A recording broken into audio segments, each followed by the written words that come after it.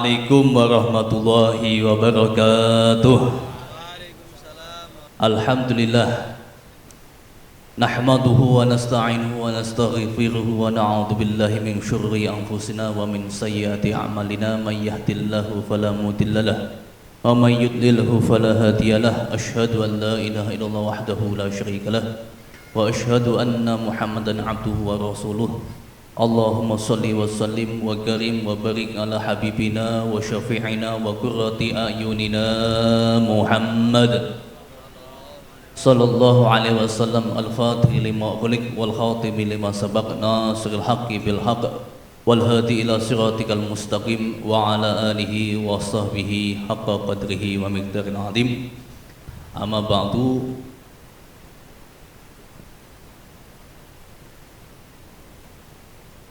Para hadirin dan hadirat yang saya hormati, para habaib, para syaraif yang saya hormati, wabil khusus yang saya hormati Ibunda Syarifah Royah, yang saya hormati Habib Idrus, Tubagus Maimun yang saya hormati, Bapak Bahri yang kula hormati, Bapak Kiai Usman, dan para yai-yai ingkang kula hormati sing boten kula sebataken asma karimipun, wabil khusus sahibul hajah Mas Sugi Jaya nggih.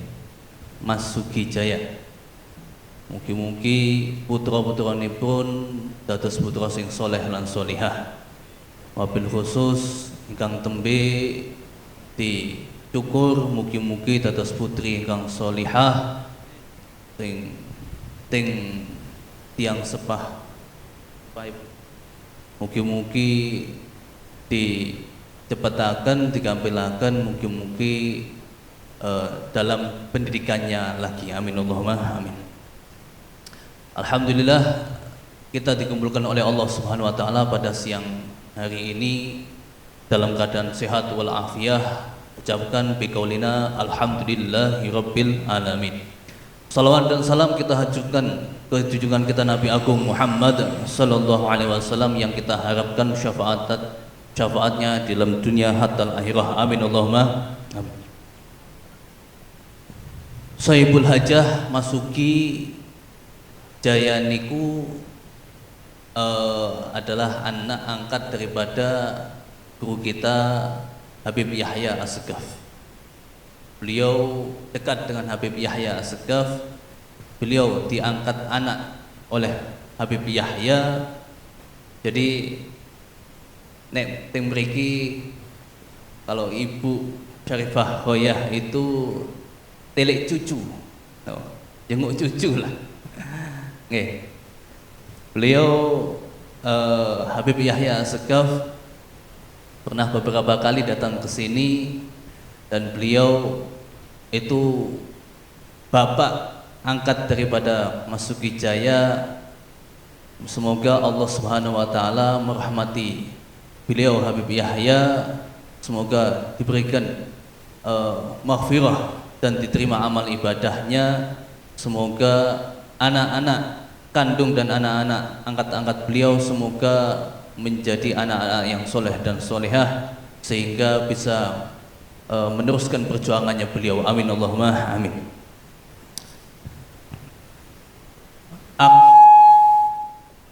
Kalau kita bicara akikoh dan khitan sebenarnya panjang lebar, karena waktu ini kayaknya sudah siang, hampir duhur juga ini, masya Allah. Pertama kita membahas masalah akikoh dalam hadis yang masyhur oleh telinga kita, yang sudah terkenal oleh telinga kita, yaitu hadis Nabi Agung Muhammad sallallahu alaihi wasallam pernah bersabda, kullu mauludin atau wa fi riwayatin kullu hulamin marhunatun bi aqiqatihi.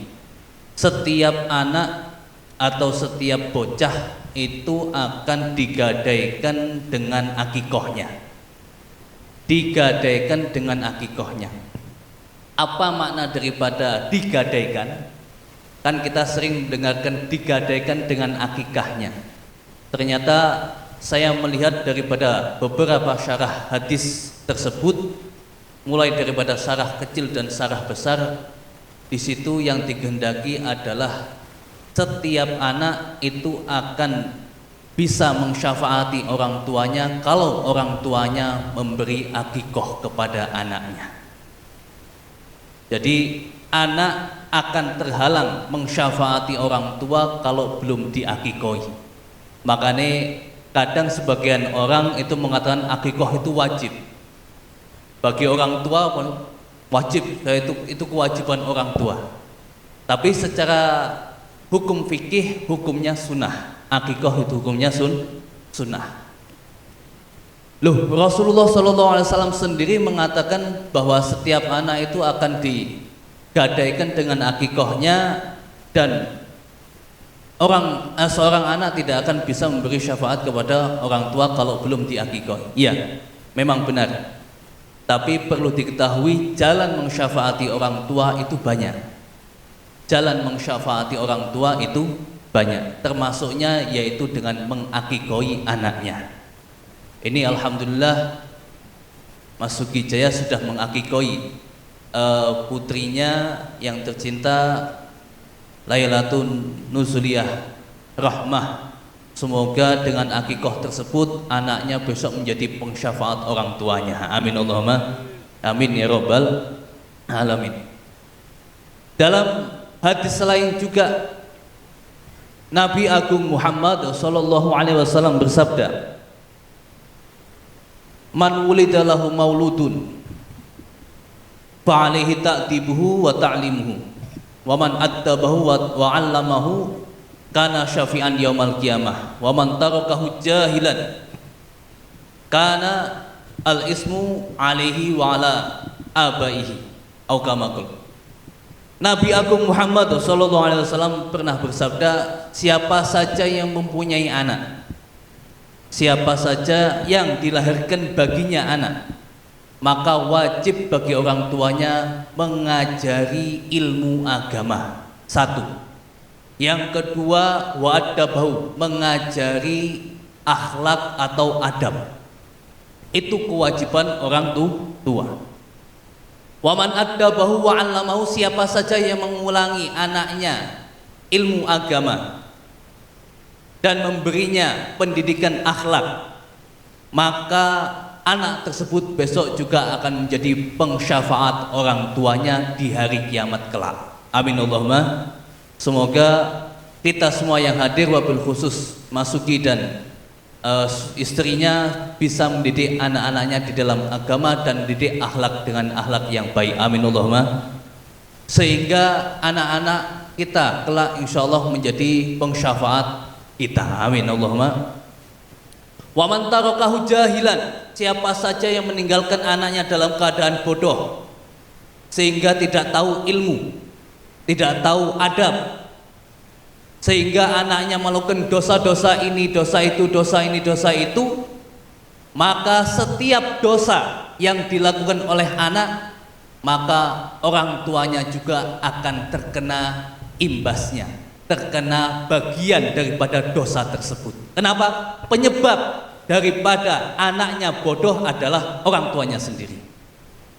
Maka kita sebagai anak, sebagai orang tua, kita wajib mendidik anak-anak kita di dalam ilmu agama, terutama mendidik ilmu agama. Wajib mendidik. Sampai anak itu nggak tahu ilmu agama, besok di akhirat pasti orang tuanya akan ditanya masalah itu.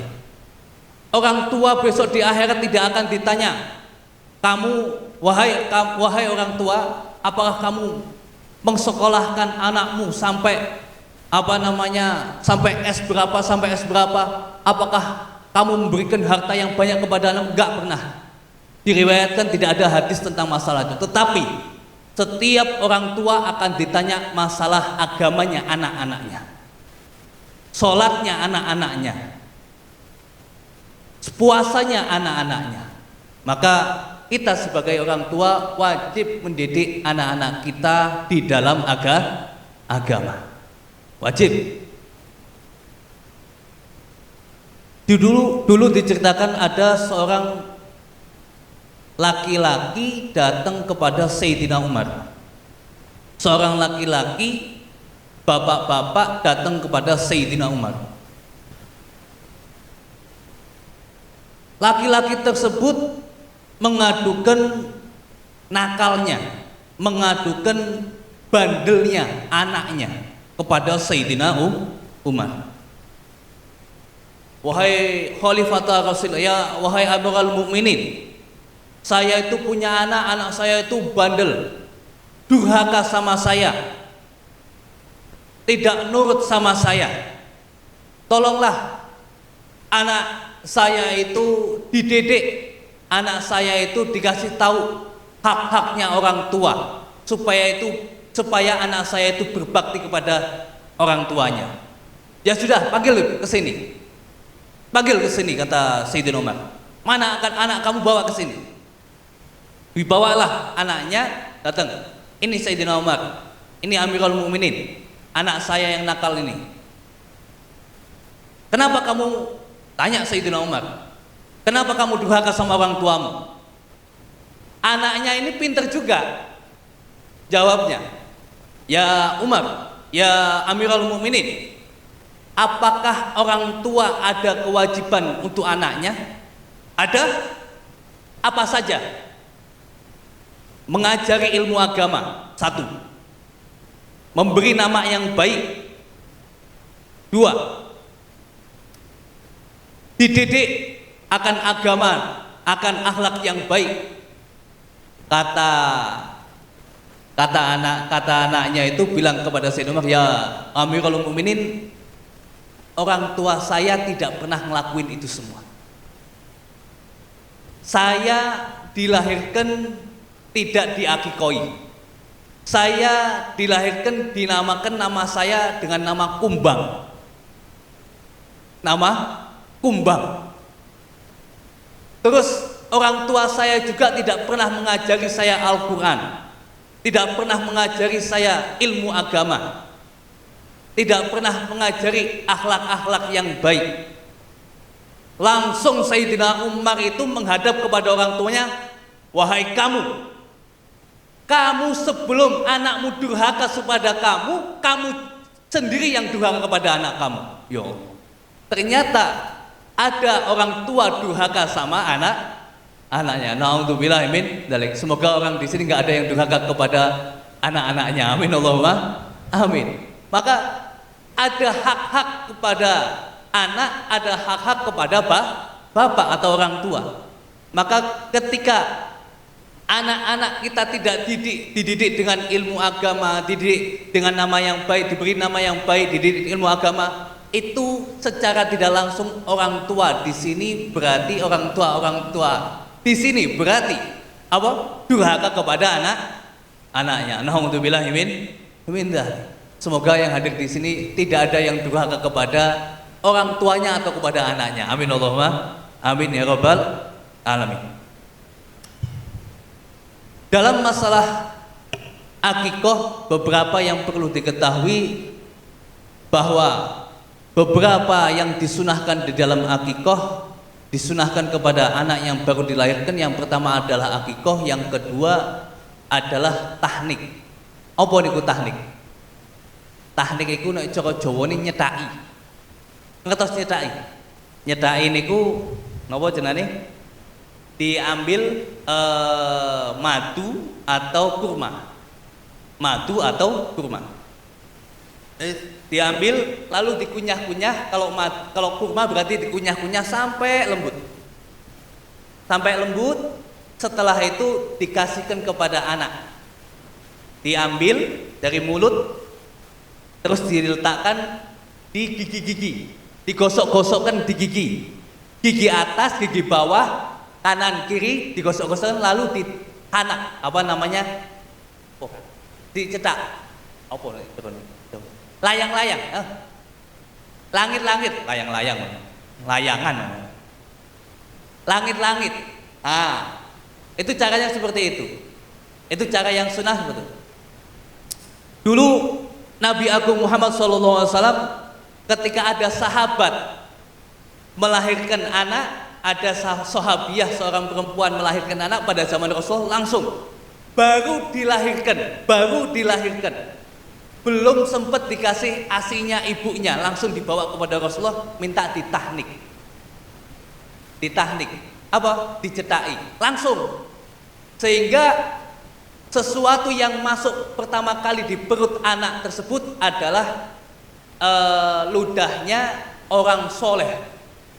Nah, kalau Rasulullah paling soleh-solehnya orang soleh. Jadi mereka nyari berkah daripada orang soleh seperti itu. Makanya tadi ditahnik, ada beberapa yang mentahnik, alhamdulillah. Semoga ada harapan besar menjadi putri yang solihah. Amin Allahumma amin. Itu namanya tahnik. Tahnik itu sunahnya pakai apa ya? Pakai madu atau pakai kurma saja, jangan aneh-aneh ya. Jangan aneh-aneh. Apa namanya? Pakai dulu ada di Jawa Timur, temannya guru saya pulang dari Mekah, pulang dari haji atau umroh, bawa air zam-zam pulang. Gak lama kemudian lahirlah anak. Wah, katanya ini kan air zam-zam, ini kan berkah katanya, banyak berkahnya ini. Anak saya nanti tak cetai pakai air zam-zam, dicetai pakai air zam-zam. Akhirnya diambilin air zam-zam, dikasih minum, glogokan, meninggal. Ya itu apa namanya sunahnya di syariat itu pakai madu atau pakai kurma, pakai yang manis-manis. Jadi cetak itu sunahnya pakai madu atau pakai kurma, jangan yang aneh-aneh. Maka kalau kita ikut yang sunnah, insya Allah anak juga selamat juga. Lah itu karena ijtihad sendiri, akhirnya gara-gara pakai ijtihad pikirannya sendiri, akhirnya malah meninggal anaknya. Ya Allah, kasihan. Nggak sengaja ya Pak, nggak sengaja itu. Oke. Itu tahnik, namanya tahnik. Terus yang ketiga, kesunahan yang ketiga, wa yuhlaqo, disunahkan untuk menggundul. Gundul. Dan mau kan di potai lah.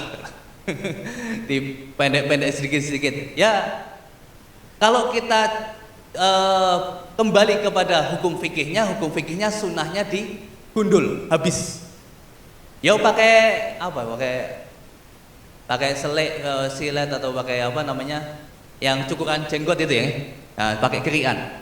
Itu sunahnya digundul sampai habis. Setelah itu rambutnya diambil,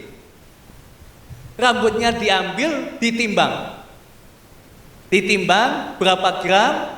Setelah itu disunahkan bagi orang tuanya untuk sedekah emas senilai dengan timbangan rambut tersebut. Itu kalau mampu. Beb, emas yo rambutnya ketel ya Beb. Rambutnya, ada anak kan lahir dalam keadaan rambutnya banyak. Wah, iki pirang gram dewek. Nah, kalau belum mampu pakai perak. Jadi berapa gram? Beliin di perak, kan harga perak itu berapa 1 gramnya, semuanya 5 gram. Perak itu seharganya semuanya 70.000, berarti 70.000 kali 5 sudah. Setelah itu disedekahkan. Kalau ini insya Allah sudah mencukupi 5 gram lebih nih. Kalau ini nih, alhamdulillah. Semoga masuk ini termasuk sing derek niki. Amin Allahumma amin. Itu termasuk kesunahan. Digundul nggih. Loh, perempuan juga iya. Hatta perempuan, bayi perempuan pun disunahkan digundul. Nek wis gede gundul pripun? Kalau sudah gede gundul boleh enggak? Kalau perempuan enggak boleh. Di dalam syariat perempuan gundul enggak boleh. Kalau laki-laki boleh. Karena di dalam kitab Busyra Karim dan di dalam kitab Fathul Malik, dalam kitab Manhajus Sawi, 3 kitab di situ saya pernah baca ada fadilah gundul. Kalau punya anak kecil, itu kalau bisa digundul. Ada amalan gundul. Kalau masih kecil, kalau sudah besar laki-laki boleh, masih bisa. Digundul setiap Rabu. Di dalam hadis Nabi Agung Muhammad SAW bersabda, man halaqa arba'ina marrah fi arba'ina arbi'a sara faqihan. Siapa saja yang menggundul 40 kali 40 Rabu. Berarti setiap Rabu gundul, setiap Rabu gundul, setiap Rabu gundul. Setiap hari Rabu gundul, setiap hari Rabu gundul. Maka sara faqihan. Maka orang tersebut, anak tersebut akan menjadi orang yang alim, orang yang paham agama, orang yang soleh. Diterangkan dalam kitab-kitab seperti itu. Maka saya juga dulu gundul, tapi semandan telat titik rapopo. Umur 15, 16an lah. Saya itu gundul, setiap hari gundul. Setiap hari Rabu gundul. Panjang dikit gundul, panjang dikit gundul. Saya punya anak, anak saya bawa ke sini juga. Itu juga saya gundul sampai selesai. Setiap Rabu gundul, setiap Rabu gundul. Katanya iki sing bagi untuk sing jundel-jundel, nek ngaji ora paham-paham, nek sekolah ngrungokke pelajaran ora paham-paham, kon gundul. Kan gundul. Jenengan nek ngrungokke ngaji ora paham-paham, gundul berarti. Iki santri-santri ngene iki kudune nek ora paham-paham gundul wae iki. Dulu saya gundul 40 kali, 40 Rabu. Tiap hari gundul, Bang. Itu fadilah itu. Itu fadilah atau keutamaan. Gundul. Di dalam gundul itu yaitu faedahnya supaya lebih cerdas, lebih paham. Memang saya rasakan sendiri ketika dulu sebelum saya gundul itu saya itu hafalan nggak masuk-masuk, Pak. Tapi setelah gundul enak masuknya. Enteng soalnya. Apa silir terus sirai. Jadi kena angin titik kadang padan mumet. Gundul. Itu supaya cerdas, cerdas. Di Yaman itu ada ulama besar, ahli fikih luar biasa. Beliau itu ditanya, punya amalan apa kok bisa secerdas itu? Katanya beliau, waktu saya kecil, saya digundul sama ibu saya. Sekarang pertanyaan, Beb, kalau umuran 17, 20 gundul gimana? Nggih monggo. Bapak-bapak saya aja gundul nggih monggo. Oke, gundul nggih monggo. Itu di dalam kitab Busyra Karim, Fathul Wahab Malik, dan kitab Manhajus Sawi. Di situ disebutkan gundul. Jadi ada kesunahan ternyata. Gundul itu ada kesunahan, terutama masih anak kecil. Baru dilahirkan umur 7 hari sunahnya. Kalau ini kan masuki sampai beberapa hari, berapa bulan ini masuki? 3 bulan, ada? Oke, 3 bulanan. Alhamdulillah. Daripada ora babar belas, gitu. Daripada ora. Tapi kesunahannya masih tetap. Kesunahannya masih didapatkan. Kesunahan masih didapatkan. Wa ayusamma, dan disunahkan juga diberi nama-nama yang baik. Kenapa? Nabi Agung Muhammad SAW bersabda, innakum tut'auna yaumal qiyamati bi asma'ikum wa asma' abaikum. Fasamu bi asma'il khair.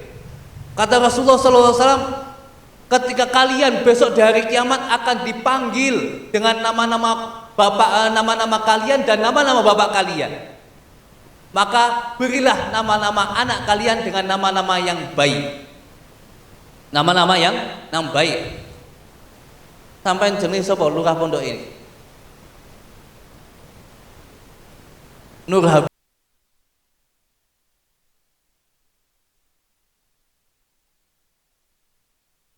Itu pengen ngasih nama anaknya nama yang baik di dalam Al-Quran, ternyata salah. Namanya kasih nama Haman, Abu Lahab, meneng Fir'aun. Waduh, repot nih. Jadi nama-nama yang baik itu yang tertera di dalam hadis, nama Abdullah, nama Abdurrahman, itu yang baik-baik. nama yang di situ ada doa. Nama yang di situ ada doa. Makanya tadi diberi nama Lailatun Nuzuliyah Rahmah, malam turunnya rahmat. Masya Allah, malam turunnya rahmat. Insya Allah nama tersebut menjadi tafaul, menjadi doa yang baik, sehingga anaknya menjadi orang yang rahmahnya itu besar. Amin Allahumma amin ya rabbal alamin. Ini sampai 3 jam pinten iki? Iki wis awan iki kowe. Lanjut. Sekarang kita membahas ke khitan. Khitan niku hukumnya apa hukumnya? Khitan. Ada anaknya Mas Sugi Dani nggih. Dani di khitan. Alhamdulillah. Khitan, Nabi Agung Muhammad sallallahu alaihi wasallam bersabda, al-khitanu sunnatun lirijali wa mukramatun linnisa.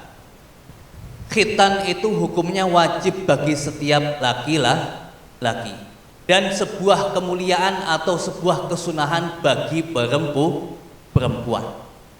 Khitan itu hukumnya wajib. Khitan itu adalah memotong sebagian kulit ya, kulit kemaluan laki-laki supaya nampak, itu ada ben genah, ben ketoro jarene. Itu namanya khitan, memotong sebagian kulit daripada kemaluan. Tujuan daripada khitan itu yang pertama adalah untuk kebersihan. Seseorang yang tidak khitan pasti dalamnya kotor. Yang kedua, khitan itu menjaga daripada najis, sehingga seseorang laki-laki yang belum khitan sholatnya belum sah. Tangkene wis khitan kabeh nggih? Sudah khitan kabeh? Udah ya semua nggih? Tak kira hukum. Syariat khitan itu ada beberapa riwayat. Yang paling masyhur adalah pertama kali khitan itu adalah syariat yang disyariatkan oleh Nabi Ibrahim alaihi salam. Daripada salah satu nabi, yaitu Nabi Ibrahim alaihi salam. Pertama kali khitan itu syariatnya adalah syariatnya Nabi Ibrahim. Nabi Ibrahim diperintahkan khitan pada waktu itu umur 80 tahun. 80 tahun baru disuruh khitan.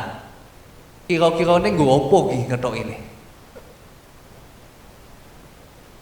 Syariatnya khitan itu Nabi Ibrahim yang diperintahkan oleh Allah, dan pada waktu itu Nabi Ibrahim sudah umur 80 tahun. Wis mandan mbah-mbah pisan.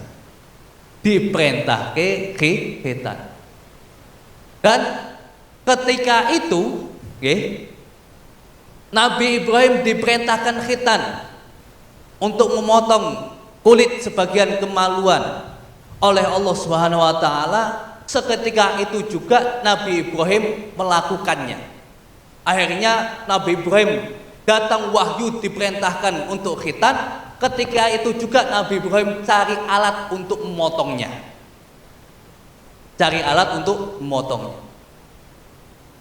Tiba-tiba Nabi Ibrahim dari dalam rumah ambil apa? Kampak. Umatnya itu ngelihat kaget. Ya Nabi Ibrahim, nggak ada alat lain tak? Nggak ada katanya. Pisau nggak ada. Golok nggak duwe. Gunting nggak duwe. Adanya ini kata. Sebentar. Umatnya itu sampai kasihan ngelihat Nabi Ibrahim mau sunatnya pakai kampak. Ya Allah. Akhirnya umatnya itu nyari alat lain juga nggak nemu. Ya wes, nggak usah. Sudah. sekarang saya mau khitan sekarang. Yo, langsung Nabi Ibrahim mau khitan, ya Nabi Allah, nanti dululah, kita carikan alat yang lain. La khaira fi ta'khiri amrillah, tidak ada kebaikan sama sekali menunda-nunda perintahnya Allah, katanya. Yo, Nabi Ibrahim orang kaya kita, Allahu Akbar subuh runtangi. Nabi Ibrahim perintah langsung mangkat. Mangkat. Langsung seketika itu Nabi Ibrahim tarik, nggih. Del. Yo Allah, langsung kerih. Kita wae ngrasake kerih langsung. Ditugel pakai kampak. Pakai kampak. Seketika itu juga langsung dipotong pakai kampak. Ya Allah, urung bayang ki. Kula kada. Lah zaman saiki kan penak khitan nggih. Zaman sekarang kan enak nggih. Ada bius nggih. Bius. Ada pakai laser. Ada sekarang zaman sekarang juga ada yang paling baru niki pakai ring. Pakai ring nggak sama sekali, nggak sakit sama sekali. Ora kaya mbiyen kita nggih. Kita itu gunting, Pak. Saya itu masih keinget suaranya itu. Waktu saya khitan sendiri itu, ya Allah, ini masih ingat sampai sekarang saya itu. Hah? Yang ditakutkan guntingnya nggak landep gitu, melesek gitu. Ya Allah. Dulu zaman Nabi Ibrahim belum ada bius, belum ada alat-alat yang canggih. Ya wes langsung tarik, potong langsung. Ya Allah. Mari ini pirang dino nih. Sembuhnya berapa hari? Ya itu masya Allah. Tapi karena perintah Allah Subhanahu Wa Taala, beliau langsung melakukannya dan senang hati melakukannya. Nah kita yang mikir-mikir kita bohong lah biusin dia. Itu Nabi Ibrahim alaihissalam. Pertama kali syariat khitan itu pada zaman Nabi Ibrahim. Di dalam syariat Nabi Agung Muhammad Sallallahu Alaihi Wasallam juga khitan juga diwajibkan, sehingga setiap laki-laki wajib khitan. Makanya kadang kita itu punya anak, Pak. Kadang kita itu punya anak kecil. Kita kadang lagi sholat, lagi sholat, tiba-tiba anak kita yang belum sunat jaluk gendong. Kita lagi sujud ditumpai. Iku nek cara hukum fikih pripun salate jenengan? Salatnya kita batal, Pak. Hukum fikih Syafi'iyahnya yang mutamat itu hukumnya batal. Ibunya lagi sholat, tiba-tiba punya anak laki-laki yang belum sunat, pegangan rukuhnya, maka sholatnya batal. Kenapa? Karena dipegang oleh anak yang membawa najis. Membawa najis. Makanya kadang anak lebih kecil disunat lebih awal lebih baik. Maka kesunahan khitan itu ternyata kalau kita melihat merujuk ke fikih, kesunahannya itu umur 7 hari. Tapi kadang-kadang ibunya yang belum tega. Nggih. Ibunya belum tembil lahir langsung digedhok. Tapi sebenarnya di situ ada maslahat yang baik di situ. Nek wis di khitan, nek wis waktu kecil nggak aneh-aneh jalukane. Nggih. Tapi nek wis gede, wis umur 4 SD, 5 SD, aku nek ra khitan, nek ra dituwake motor ra gelem khitan. Waduh, repot iki. Permintaannya kadang banyak. Tapi kalau masih kecil sudah dikhitan, itu lebih mudah. Dan nanti sholatnya umur 7 tahun, 8 tahun dia sudah bisa sholat, sholatnya dihukumi sah. Sholatnya dihukumi sah. Di situ ada faedah-faedahnya, ada hikmah-hikmahnya. Maka ketika kita punya anak yang kecil, lebih cepat khitan lebih baik. Nggak nunggu sampai berapa tahun baru dikhitan di situ. Nah, kalau perempuan Hukum mengkhitan perempuan niku napa hukumnya? Nek perempuan apa yang dipotong? Khitan perempuan hukumnya sunnah. Kata Rasulullah, ashimmi. Kata Rasulullah, ashimmi itu potonglah sedikit. Potonglah sedikit daripada kemaluan perempuan, yaitu di atas di atas lubang air kencing, di atasnya itu ada, ini namanya ngaji nggih Pak. Ngaji ada terangke koyo ngene. Di situ ada apa ya? Koyo apa?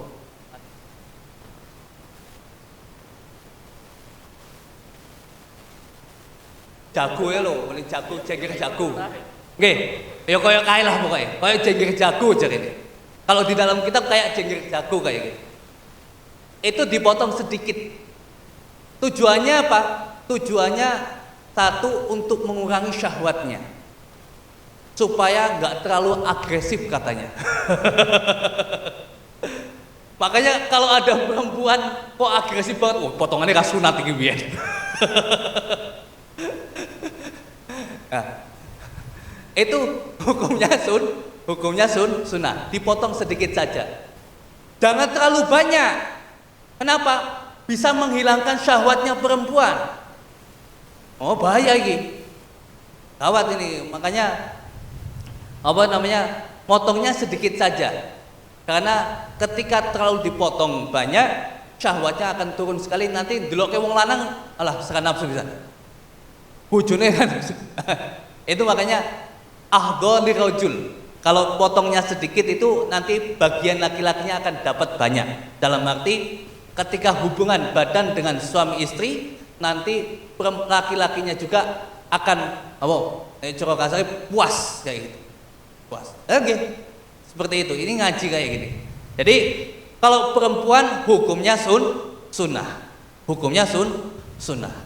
Tapi kalau laki-laki hukumnya wajib. Karena laki-laki nanti sholat itu kalau membawa kalau nggak disunat itu nanti akan membawa najis, sehingga sholatnya tidak sah. Nah, itu beberapa hikmah daripada khitan. Khitan itu kalau menurut madhab Imam Malik itu hukumnya sunnah. Bagi laki-laki hukumnya kalau madhab madhab Imam Malik hukumnya sunnah. Sehingga kadang ada beberapa orang yang masuk Islam, ada non muslim masuk Islam. Pada waktu masa non muslimnya belum sunat, disuruh sunat wedi. Lah wis gedhi wisan wis umur 30 harus sunat. Kan kadang orang itu mau masuk Islam gara-gara wedi agak sunat. Dulu ada cerita beberapa orang non muslim mau masuk Islam, datang kepada seorang imam daripada Syafi'iyah. Yo, nanti kalau masuk Islam harus disunat. Wah, nggak jadi masuk Islam caranya kayak gini. Akhirnya datang kepada masyayikh daripada madhab Maliki, mau masuk Islam, tapi saya tuh takut sunat katanya. Wes gak wajib, nanti masuk Islam saja. Oh, ngomong nggih, masuk Islam akhirnya mereka. Tapi setelah masuk Islam lama-lama mereka sadar, dipotong akhirnya sunat sendiri mereka malah. Alhamdulillah. Nah, niku hukum khitan, niku hukumnya wajib. Akikoh hukumnya sunnah. Pendidikan setelah itu adalah pendidikan anak. Kita semua orang tua pasti menginginkan anak-anak kita menjadi anak-anak yang soleh dan solihah. Yang pertama yang kita lakukan adalah doa. Yang dilakukan adalah doa. Sehingga di dalam Islam itu dianjurkan beberapa doa-doa. Sehingga di dalam hubungan badan pun, kalau menginginkan punya anak yang soleh atau solehah, ketika hubungan badan pun didahului dengan doa. Jangan apal ora sih dungane. Hah? Apa dungane? Allahumma janib. Boten apa lo doa? Lah sampean ki langsung-langsungan opo iki? Jadi ada beberapa kesunahan doa, karena doa ini akan sangat mempengaruhi anak, anak. Di dalam hadis Nabi Agung Muhammad SAW bersabda, "Idza ata rajulu imra'atahu faqala Allahumma janibna syaitan wa janib syaitan ma rajaqtana lam yadurrahu asyaiton." Barang siapa ketika laki-laki mau mendatangi istrinya, mau berhubungan badan dengan istrinya, ketika itu mengucapkan Allahumma janibna syaitan, ya Allah jauhkanlah kami daripada syaitan, wa janib syaitan ma rajaqtana, dan jauhkanlah syaitan daripada anak-anak kami yang daripada dihasilkan daripada hubungan ini, maka syaitan tidak akan membahayakan kepada anak yang dihasilkan daripada hubungan tersebut.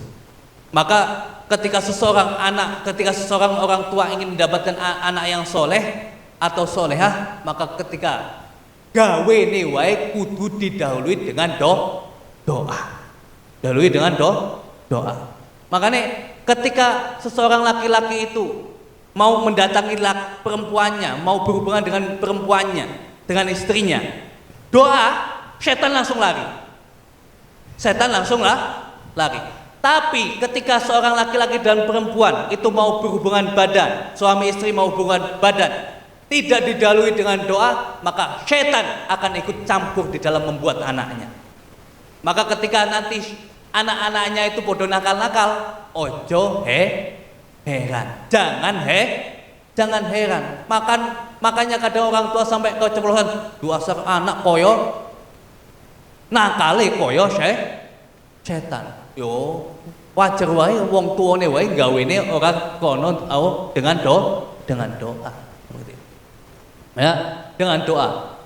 Setelah itu punya anak, hamil anak, maka dianjurkan di dalam kitab Fawaidul Mukhtarah, di situ disebutkan siapa saja yang menginginkan anaknya tidak gugur, tidak keguguran, maka bacakanlah ya hasib 7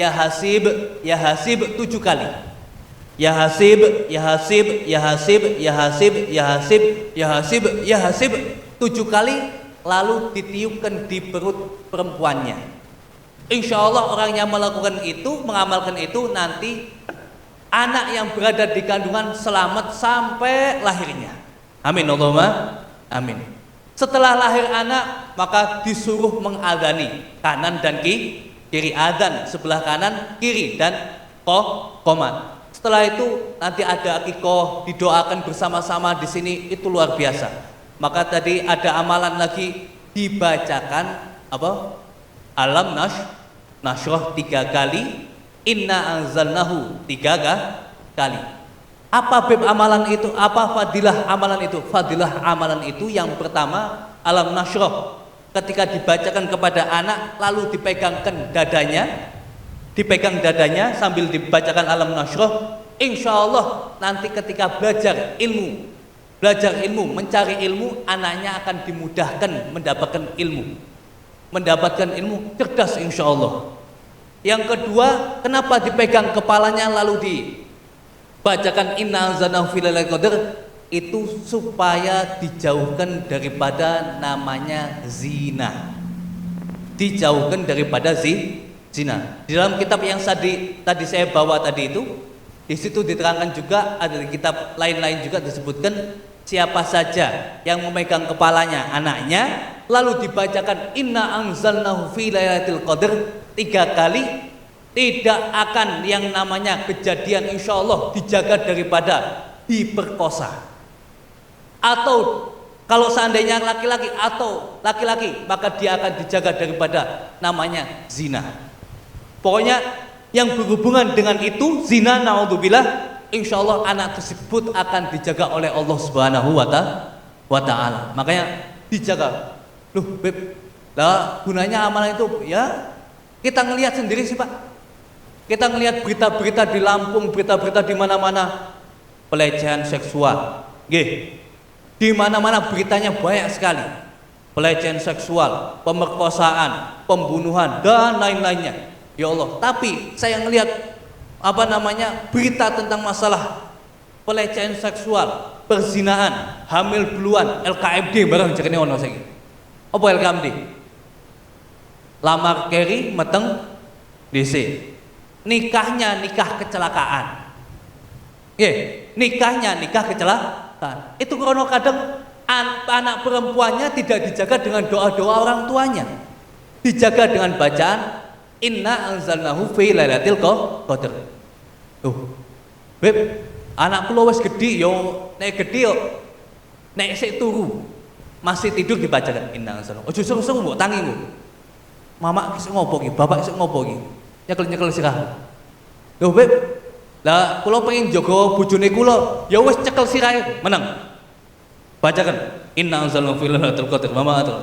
Supaya dijaga daripada namanya zina. Insyaallah orang yang mengamalkan itu insyaallah dijauhkan daripada zina atau berhubungan yang dengan zina. Naudzubillah min dzalik. Semoga semua kita yang hadir di sini dijaga oleh Allah Subhanahu wa taala, dijaga dengan anak-anak kita, anak-anak yang soleh dan soleh. Allahumma amin ya rabbal alamin. Mungkin itu saja yang bisa saya aturkan. Sudah siang, masya Allah. Tidak banyak yang saya aturkan. Semoga bermanfaat untuk kita semuanya.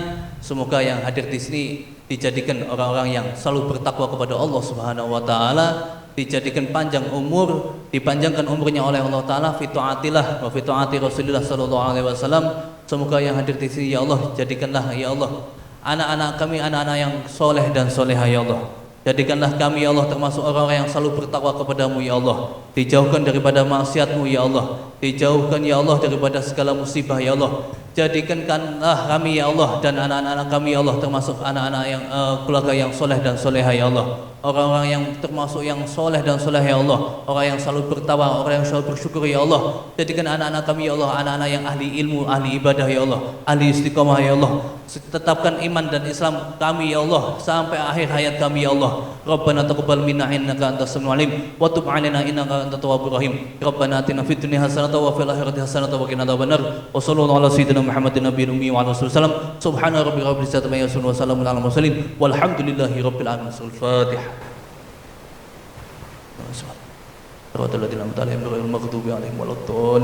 Amin ya rabbal alamin. Itu saja dari saya. Assalamualaikum warahmatullahi wabarakatuh.